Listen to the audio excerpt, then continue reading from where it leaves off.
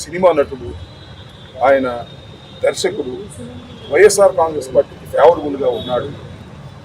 ఏదో టీవీల్లోనో ప్రెస్ మీటుల్లోనో అనుచిత వ్యాఖ్యలు చేశారని వారి ప్రభుత్వం వచ్చిన తర్వాత ఆయన్ని వేధించేటటువంటి కార్యక్రమం.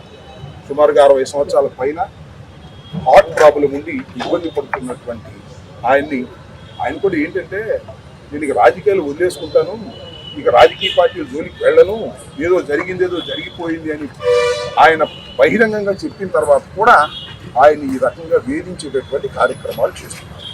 నేను చాలా టీవీలో చూసా, ఇదిగో ఈ ఆంధ్రజ్యోతి, TV5, ఇంకా కొన్ని టీవీల్లో పోసాని కృష్ణమురళి గారు మాట్లాడినటువంటి బూతులని చూపిస్తున్నారు.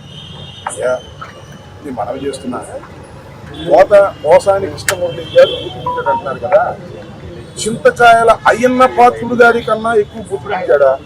ప్లీజ్ చెప్పండి. లేదు పట్టాభి కన్నా ఎక్కువ బూతులు తిట్టాడా? చెప్పండి. లేదా పవన్ కళ్యాణ్ గారు ఉప ముఖ్యమంత్రి గారు ఉన్నారే, నా కొడకల్లారా అని చెప్పి చెప్పులు తిప్పించారే, ఆయన కన్నా ఎక్కువ బూతులు తిట్టారా?